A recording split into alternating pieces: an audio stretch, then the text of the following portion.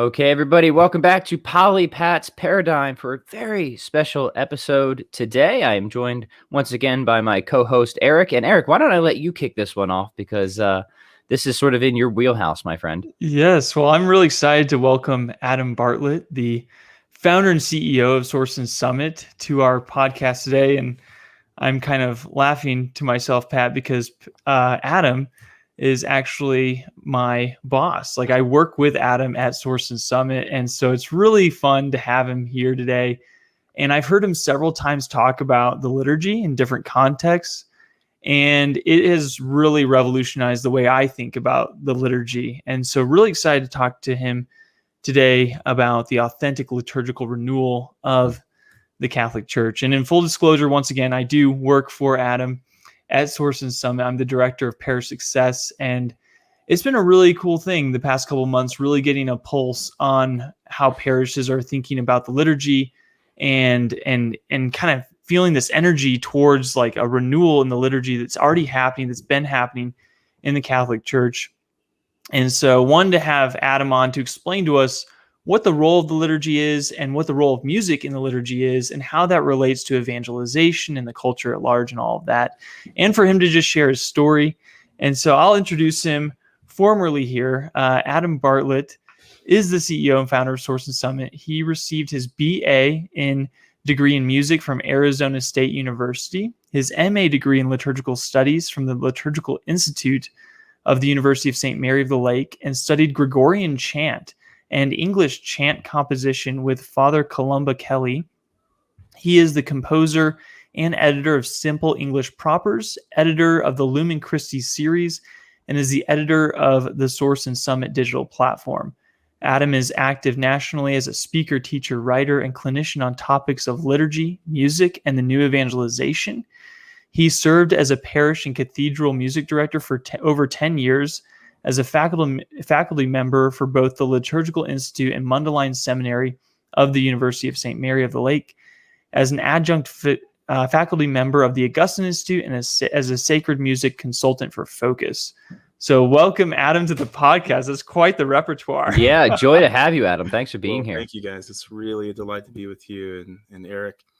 It's strange to see you in a different room. We're usually in the same room working together here, so it's great to see you from this vantage point. Yes.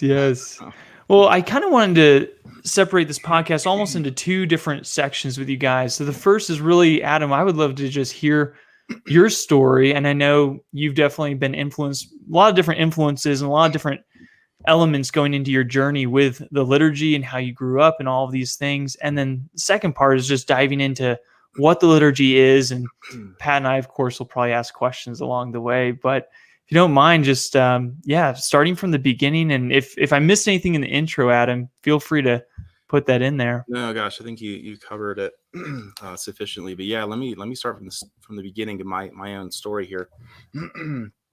I grew up in a small kind of Midwestern parish. Pat and I have actually roots that are close to each other. We're just talking about that. But had a liturgical experience that I think was on par with most, many people in the 80s and 90s. And actually, my first liturgical music appearance was as a guitar player in the third grade for my Catholic school mass. So, my liturgical music career sort of began in that way, strumming the kind of, folk mass music of that era. And then in my high school years, I really became, kind of a subject of the new evangelization, right? And I kind of got into a lot of the more evangelically oriented music. Of course, I was playing in rock bands as well at the time, which was a lot of fun. Really got into the guitar during that time. But went to Steubenville conferences and a lot of the things that young Catholics were doing at the time, and had a very deep, I think, in personal awakening in my own faith life, during that time. So I went on to music school and found myself in Tempe, Arizona, in the birthplace and the land of Life Teen. So the whole Life Teen movement, and got plugged in with a lot of the contemporary musicians who were sort of leading that movement, and found myself as a life teen, worship leader actually during that time.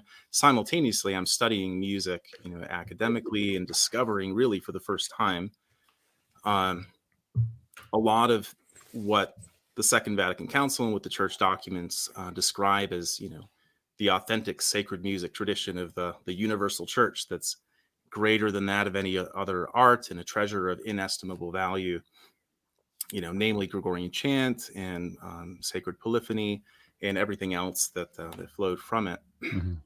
So I was discovering that, but at the same time in this kind of contemporary music liturgical world. So I really, during that time, held an interesting tension between a lot of the music that helped, I think, foster my own, conversion and built my faith and love, of God, and fostered my vocation and so forth. But also discovered this rich inheritance, and heritage that we have as Catholics, and just really wanted to understand it and wanted to help bring about, a renewal of liturgical music in particular. Mm-hmm. And so there's kind of a fun story that I want to add to this. During that time, and as I was kind of discovering this inheritance of ours, there was an Eastern Rite priest in residence at my Roman Rite parish. He was in Phoenix for health reasons. He had a kind of a bone condition or something, but was very academically inclined, very smart Eastern Rite priest who did not have faculties to celebrate the Roman Rite. So he got permission from our pastor to celebrate the Divine Liturgy of St. John Chrysostom a couple of times at the parish. So he recruited me to direct the choir. And I have to say that during that time, he catechized me in the reality of the liturgy, from an Eastern perspective, which was really amazing. But also, I experienced a fully sung, fully chanted liturgy for the first time. I never had experienced that in the Roman Rite, but in the Eastern Rite. So I'm learning all of these kind of strange, or unusual Eastern tones and hymns and so forth, and had a very profound encounter with the beauty and transcendent, character of our liturgical heritage. Right. And so that propelled me on really to want to discover and understand and own our own, heritage. So as Eric mentioned, I went off and studied Gregorian chant with a Benedictine monk, and he kind of took me under his wing. Went on to study the liturgy academically and ended up teaching seminarians for a little bit. During that time, was putting together practical resources for parishes that were really helping them, bridge the gap between where a lot of our liturgical music was and is, kind of onward and upward into this rich inheritance. So that's what spurred the various publications and the efforts that Eric mentioned and that we're doing today still with Source and Summit. Yeah. That's really cool. That's really interesting, Adam. So just we have more in common than I think we initially realized. So I've been a musician all my life too, a guitarist, a rock guitarist. I still produce and make a lot of rock music, mostly for my 3 adoring fans all over the world. We'll have to jam sometime. Yeah, no, we will for sure. But like you, I'm kind of I came into the church a little bit later in life. Still discovering and deeply attracted to this great liturgical tradition that I was completely unaware of, at least for my first couple of years. As I was entering the church. So, yeah, just very exciting. Looking forward to seeing how this conversation develops. I mean, just personally, the parish that we go to, they do both the new and old mass. And one of the things that attracted me very much about the extraordinary form is how beautiful the music is there. And as much as I am just, I guess, a rocker at heart, right? There's something about that wonderful tradition. And it's not like the Eastern Rite. So I've never experienced a full Eastern Rite with chants and all this and that, but it's just so reverently done and so beautifully done that it's just such an enriching experience to liturgy that it's hard to like go back to anything less than that. You know what I mean? So there's just a few initial remarks there. Mhm. Absolutely. Yeah, and from my vantage point, I grew up Protestant, as everyone on the show probably knows by now. And that was actually one of the first things I did notice. Unfortunately, when I became Catholic, I went to a parish that the music just was pretty subpar, and it was like a lot of things from like the 60s and 70s, and it just like I just didn't know what was going on. But when I would go to a parish, like I went to the Austin Cathedral one time early on and was blown away by the majesty, the transcendence. And it was like the choir was in this loft. It was like angelic voices in the heavens. And it was just like, wow, like I love the mass regardless of how everything happens. But man, when you have the music that like joins and like everything, it just gets magnified. Your experience at mass of like, okay, I really am in the presence of God. And that's really cool. And when I moved out to Denver last year, I joined a parish called Holy Name. And once again, I had that encounter where it was just so beautiful and the music was amazing. And we had these little booklets, and I could follow along really easily. We were doing the entrance chant, all the different antiphons, and in the mass and everything that was just a beautiful liturgy. And come to find out, Adam was behind a lot of that. Like he trained our music director. They were already a parish of Source and Summit. They were using our materials and everything. And I was like, wow, you've been behind this thing this whole time. And so that was really cool. And it really makes a difference. Like even just this past Sunday, Pat, like it just dawned on me how important these entrance antiphons and all the different parts of the mass that the church says we need to do and to sing them is just so important, because it actually makes the whole message come alive. So instead of just hearing the message from the gospel and the homily, you're hearing it from all angles, all the different music. And it was like, okay, Jesus is the vine, we are the branches, I need to abide in him. And that was like stamped into my very being through the music, actually. So anyway, that was a tangent, but Adam, please take it away. Yeah, well, what this brings up for me a little bit as well is it brings to mind is my work with Focus, the Fellowship of Catholic University Students here in Denver over the last 5 or 6 years. So I connected with them kind of as a consultant. They had an interest, I think, in trying to deepen, their understanding. Excuse me, early in the morning here in Denver. Trying to deepen their experience and understanding of music in the liturgy. And so we had a lot of conversations, and they invited me to come and conduct a sacred music choir at their Seek conference, the national conference, Seek and SLS, which I've been doing now for 6 years.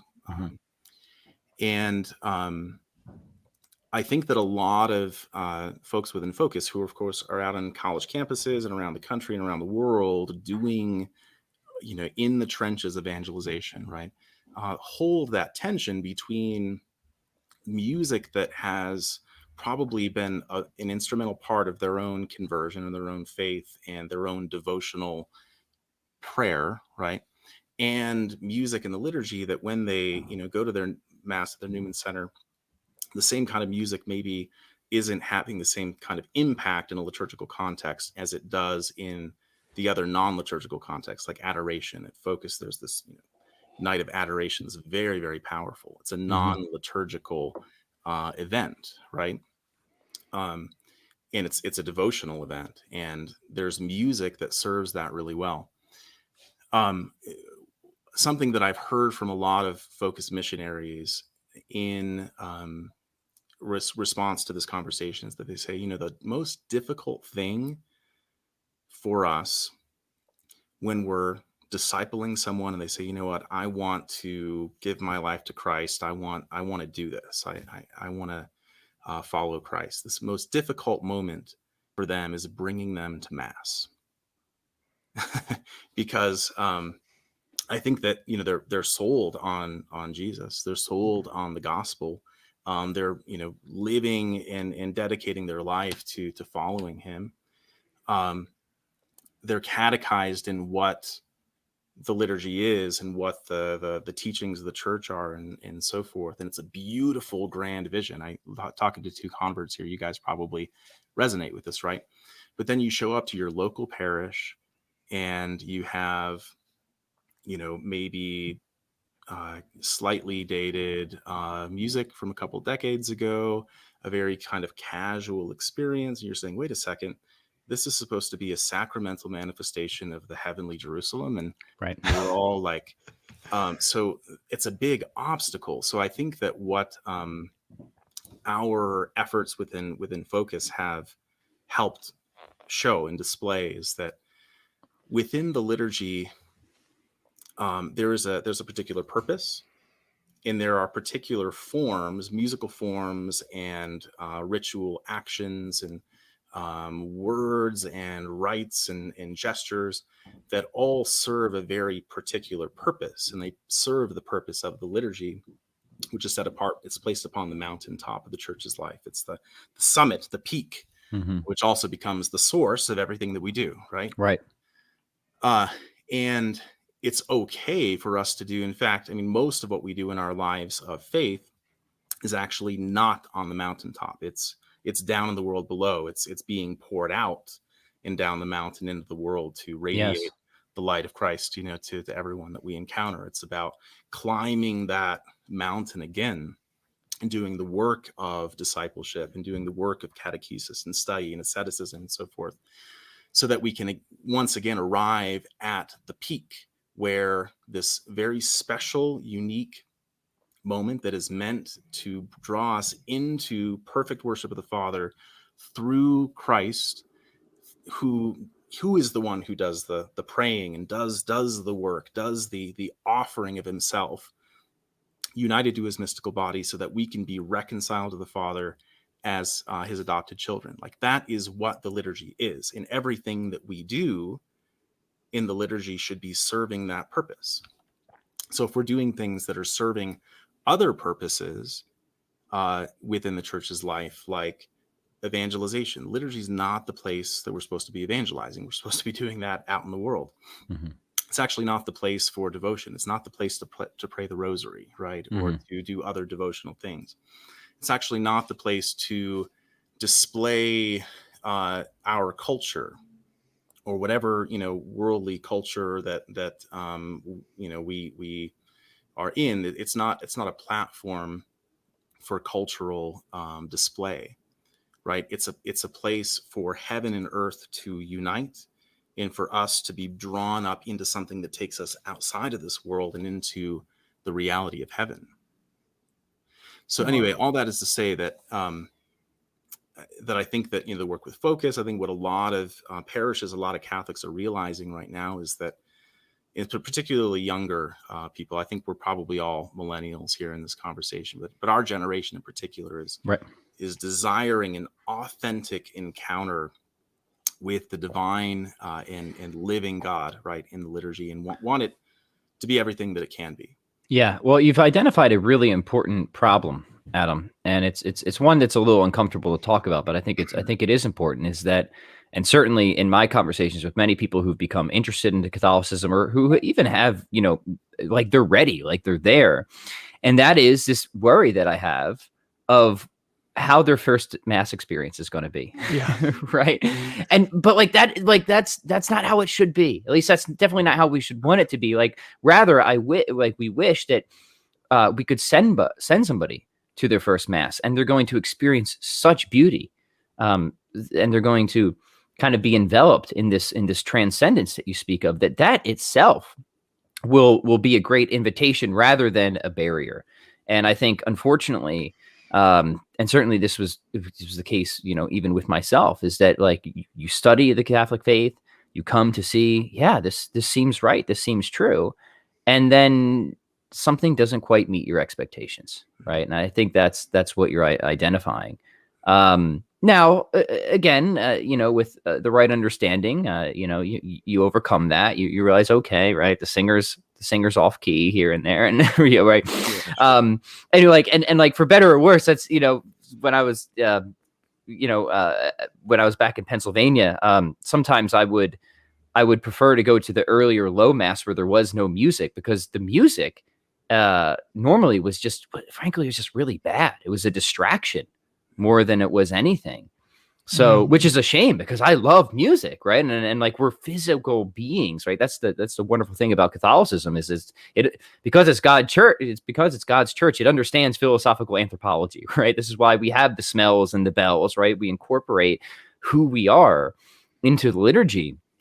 However, if you start getting off on some of these things, it can, as it does for a lot of people, and certainly for me, it can start to take away rather than add to the sense of transcendence.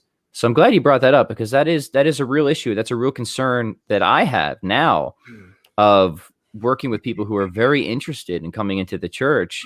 Especially if they're like, message me online around the world and they're like, hey, I'm thinking about going to a mass. Like, I have to Google and like see like, what are the reviews of the liturgy here? Like, what's their first experience going to be like? Right. And like, I just so wish that I didn't have to be worried about that. But I think we do. Right. Mm-hmm.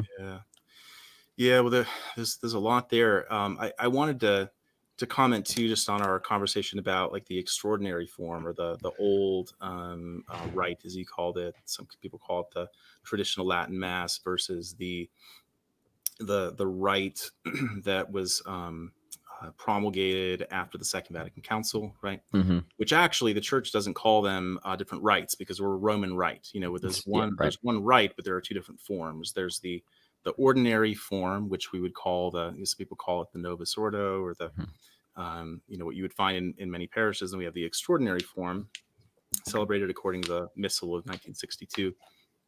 And I know that there's a very, very strong attraction with a lot of young people today, and as they're discovering the extraordinary form. I love the extraordinary form myself. I mean, I've also studied, a fair amount of Latin. I've studied Gregorian chant, and I can participate in that form of the liturgy relatively fruitfully. Mm-hmm. There are a lot of people who I think are just discovering it as this very other worldly, what's the saying? Keep church weird. That was a kind of a saying, kind of a meme. Like, it's weird. It's unusual. Yeah, you step into another world. Mm-hmm. Yeah, and because of that, it's attractive. And that's a big contrast with the way that a lot of our experiences of liturgy are.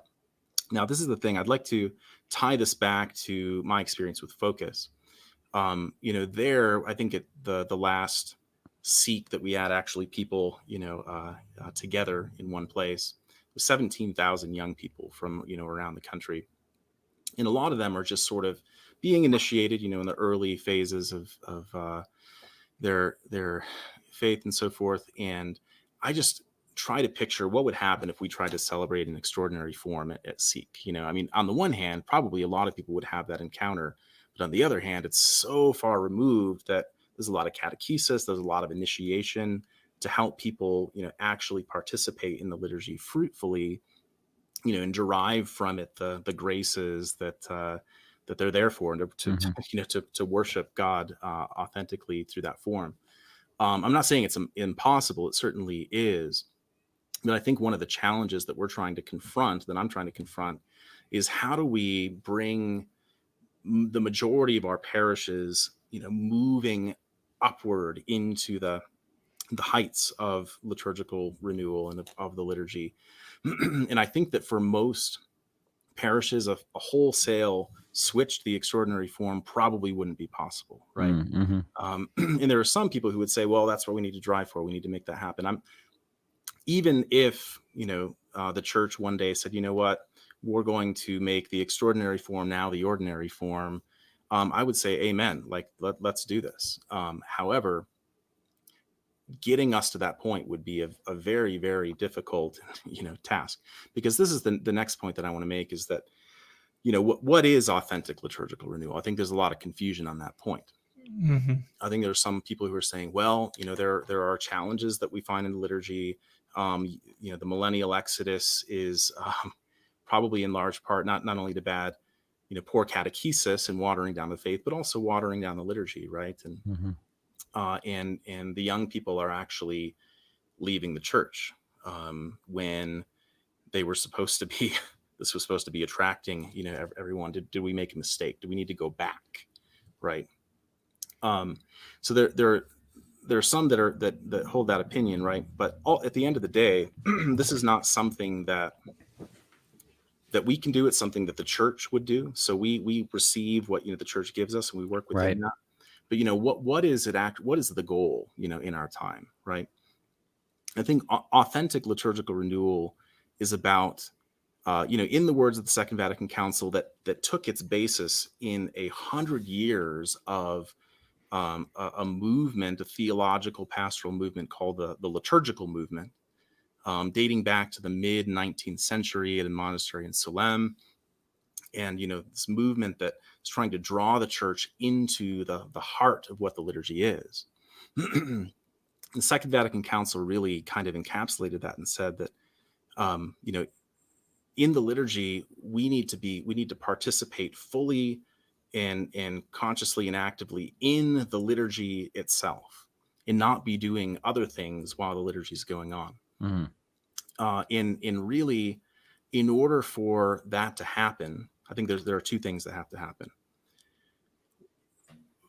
We're talking about sacramentality, right? In the church, that through sensible things, we can participate in invisible realities that transcend us. So we need to help people to move from the sign to the signified, and not merely stop at their perception of the sign, right? And I think that a lot of times right now, that's what happened. We say, okay, so what happens? I like this, and you like that, and this reminds me of mean nuns in my early Catholic school experience or something, or this makes me think of a golden age of yore that I'm kind of longing for, and we're stopping at the sign, and we're not moving into the reality, which ultimately is Christ Himself. It's grace. It's divine life. It's Christ's action of reconciling us back to the Father through the perfect act of worship, right? And all of the content that makes that happen. So we need to move from the sign to the signified. We can't just stop with, a perception of the sign. But then secondly, and this is kind of the important piece, is that the signs themselves have to be clear, right? And I think that's one of the problems that we're identifying right now, is that the signs themselves are actually pointing us in directions other than that reality that the liturgy is, making manifest to us. So I think all authentic liturgical renewal is twofold. It's about making the signs clear. It's about making them radiant. In Thomas Aquinas's description of beauty, right? This is the radiance of truth. If something is beautiful, it reveals its ontological nature, right, to us. And in the liturgy, the signs have to do that. But then beyond getting the signs right, according to the liturgical books and the norms and all of that, we have to ourselves, and we need to help others perceive the sign correctly and pass through the sign and participate in its reality. And that is called active participation. So that is all to say that,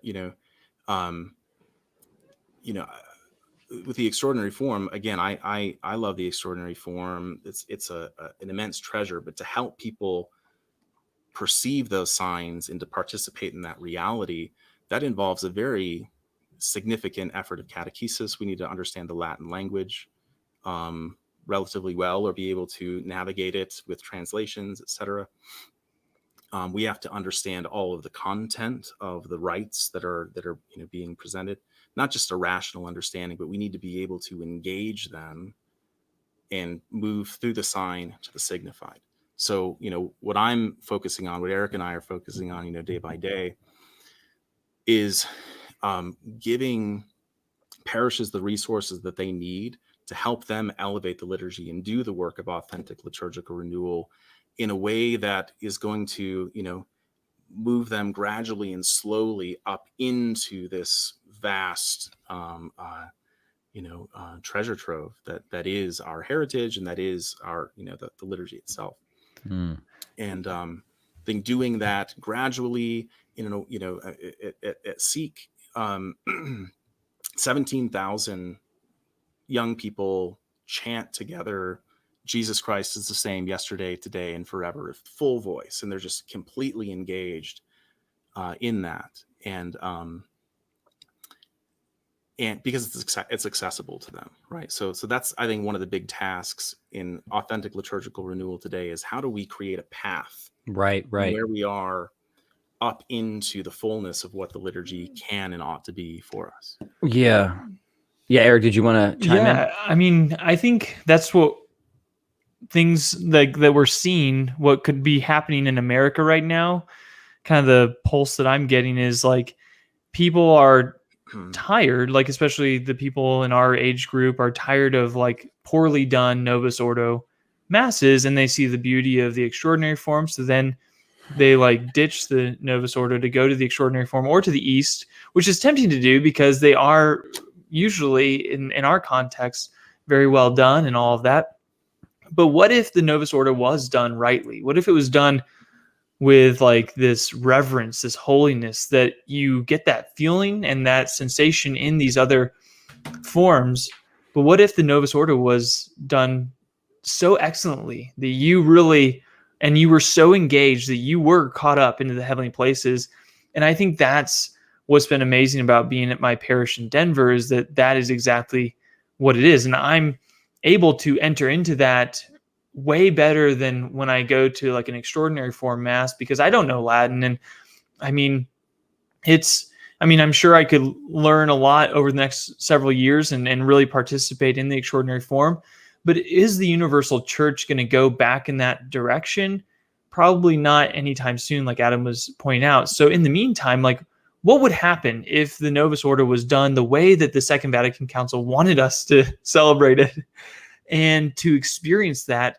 I think what we would see is that people wouldn't just long to celebrate Mass outside of it, and then also people wouldn't just leave the church if they were properly catechized and were experiencing the presence of Christ in that real way through the liturgy there. I mean, so those are some of my thoughts, and I think that's very important, and that's something that Adam and I are working towards, is like, how can we elevate the liturgy in our parishes?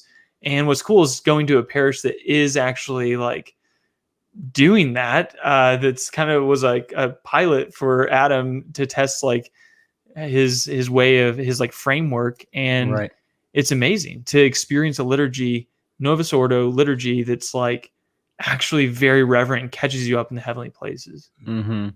Yeah, I think, and you're certainly right, Adam, that when I go to, pretty much any of the other local parishes around here to a new mass, I mean, sadly, where they aren't very well done, the pews are pretty empty, and the occupants of those pews are of a certain age, let's say, right? And generally not in our generation, at least not heavily. I then go to the extraordinary form, and the pews are packed with families that usually take up the entire pew, right? Like one family takes up the entire pew. So there is this great attractiveness of the certainly of the extraordinary form to younger people. And the reason I think it is because, especially for people who are really seriously converts, especially, right? This is definitely true. I think there's an obvious reason why converts kind of flock to the old mass, because they've made this great study and they want nothing less than the fullness, right? They want everything that they can possibly get out of the liturgy, and they feel like they aren't getting it at a lot of these at the new mass a lot of the time. However, you're certainly right, is that there could be and is, on the other hand, a certain accessibility issue. And I think that's probably where people would have identified one of the greatest practical failures of the new mass, is that, okay, it certainly did make things more accessible, but at the same time, it made them far less clear, far less profound, far more confusing at times. So accessible, but the signs in a certain way were also distorted, right? So like you have more initial accessibility, but then what are we actually pointing at, right? Where on the other hand, with the Latin mass, is like you have less initial accessibility. Once you kind of like break through the language barriers and stuff like that, the signs are much more profound. Mm-hmm. So it sounds like to me, which seems absolutely right, is like, can we find that middle ground, right? where Right. we have greater initial accessibility, but still the profundity and the clarity that we need to really bring the Mass and the liturgy back up to where we want it to be. Yeah. I often think,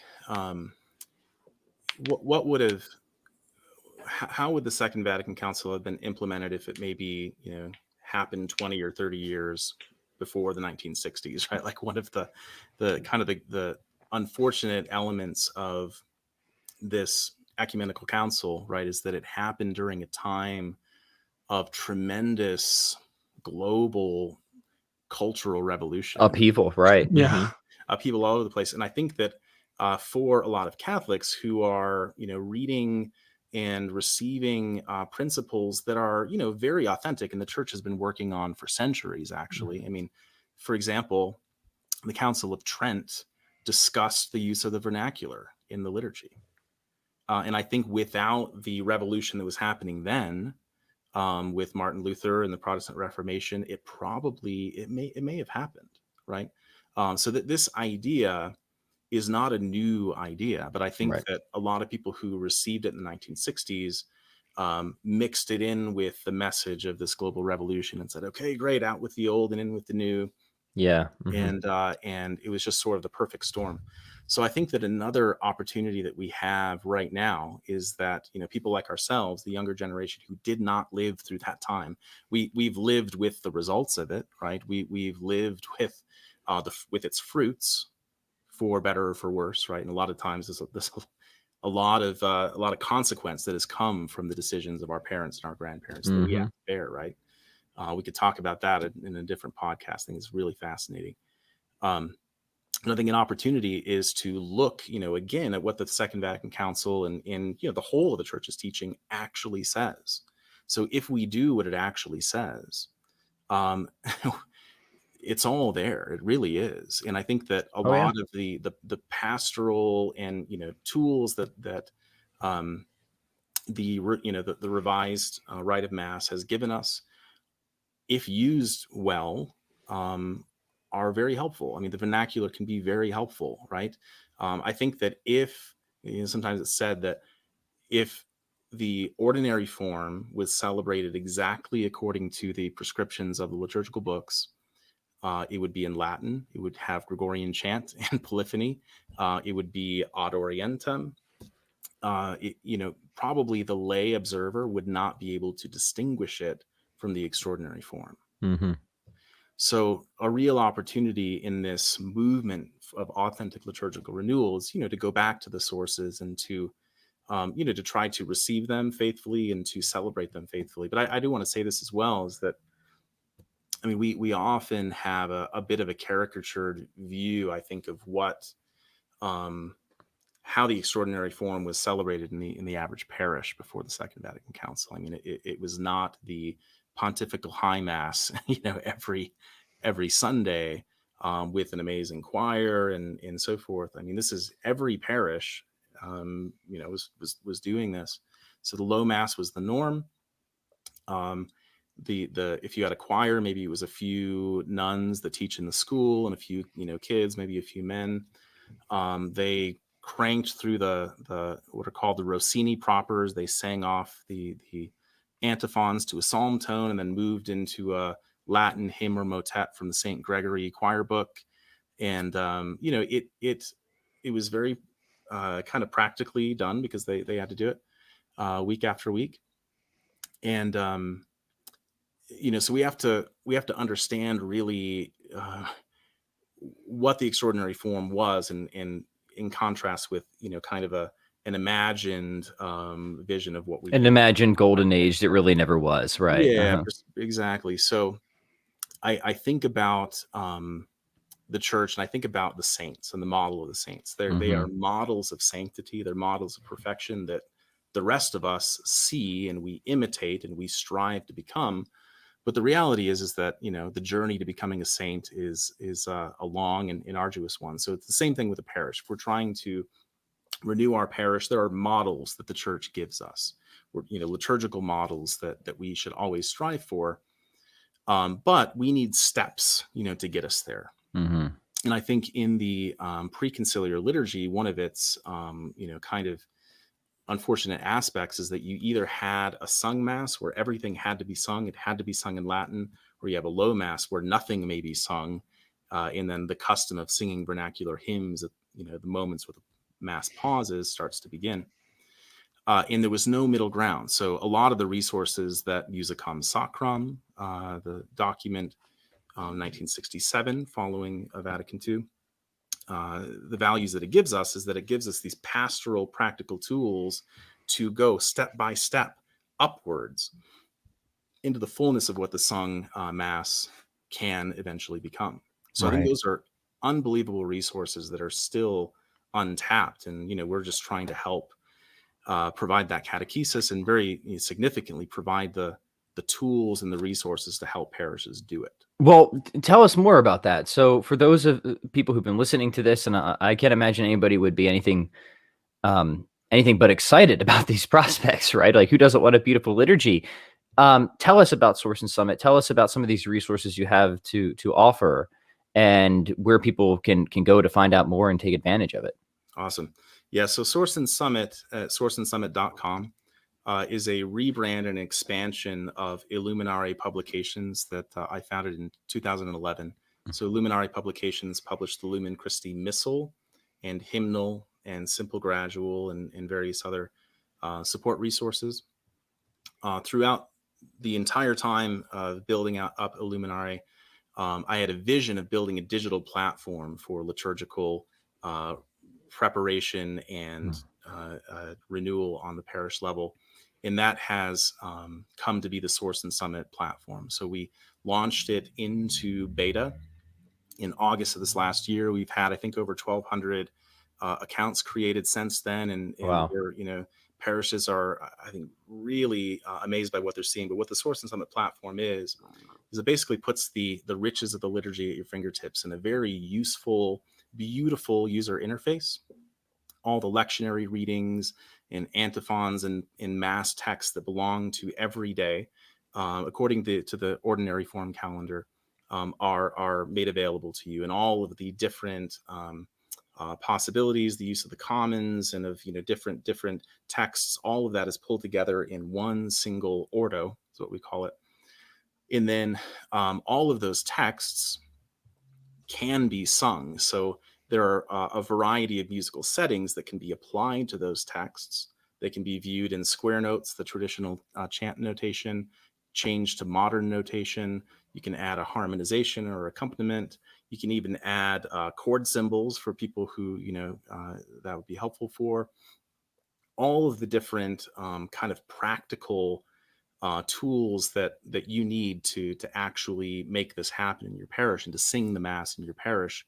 This tool just puts in front of you, and you can click and tap through it in minutes to prepare a sung liturgy. But we also have a library, an ever-growing library of hymns that are, kind of the core repertoire of time-tested hymns that are appropriate for liturgical use and have Catholic theology that are available in the platform as well, in addition to hundreds of hymns from the Liturgy of the Hours. And I'm talking about the hymns of St. Ambrose and Bernard of Clairvaux, Gregory the Great, that are just unbelievable. They're given to us by the church.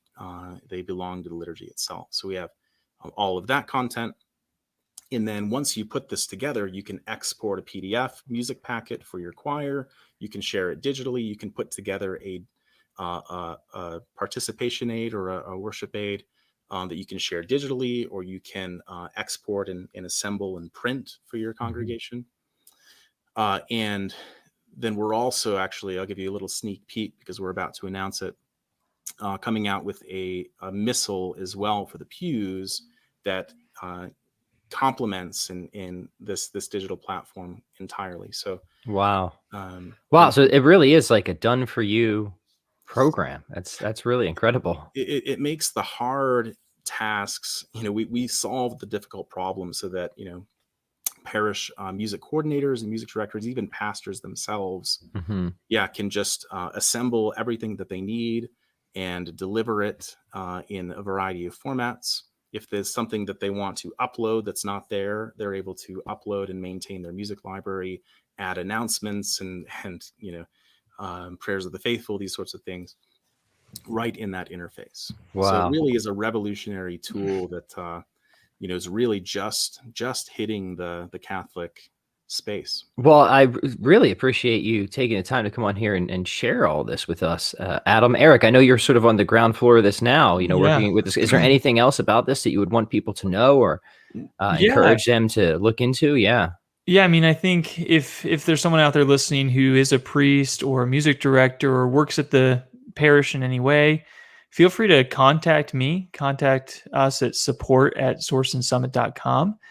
And I'd be happy to do a free demo, like a walkthrough of the platform. And what I wanted to say though, Pat, is like I've done several of these over the last couple months, and every time it's just amazing. Everyone's like, I'm showing them things. They're like, oh, wow, that's amazing. Or like, that's going to save me like half the time that I spend on this. And so to have that positive feedback, and we haven't even publicly launched yet. Like Adam was saying, we're in beta. We're just working with a lot of parishes we were already familiar with. And so this summer we're launching into the larger Catholic space in America. And it's just really exciting because like the team has done such a great job developing this tool. And so it makes my job really fun and easy. And I think what's cool too is talking with these music directors and these different priests that are longing to move their parish in this authentic liturgical renewal direction, right? And now they're being equipped with a practical resource to do it. And we're in such a weird time as a civilization with COVID this past year where, some dioceses, they didn't allow any singing or choirs, but they could do chant.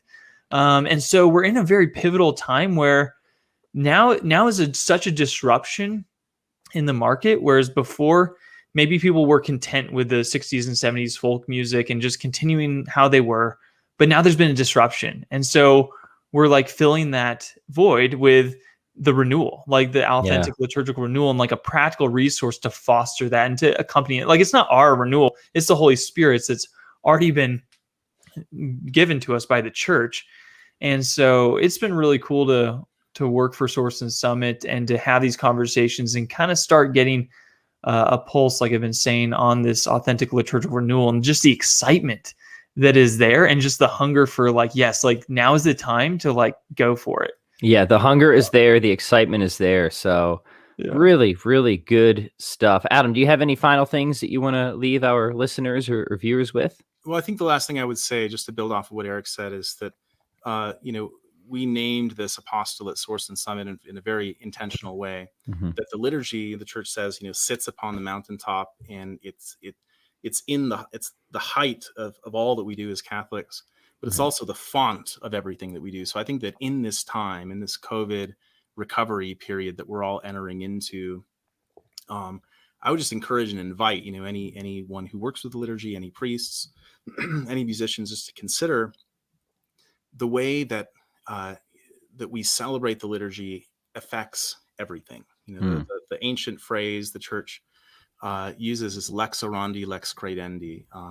If we're entering a time of renewal, I would like to propose that if we don't focus on worshiping God well and beautifully and effectively, it will have an impact on everything else that we do. So the opportunity that Eric says is great, and the new evangelization we believe and we propose and we present to you from the church is in some ways dependent upon and at least partnered with the authentic renewal of the liturgy. The two cannot be separated, and so now is an immense opportunity in this period of renewal that lies ahead to get to the source, get to the heart from which all things should and will flow.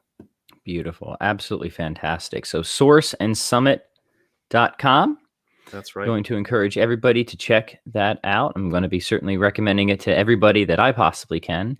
And I want to thank you both for this absolutely fascinating conversation. So listeners, thank you for tuning in, and we will catch you on the next episode.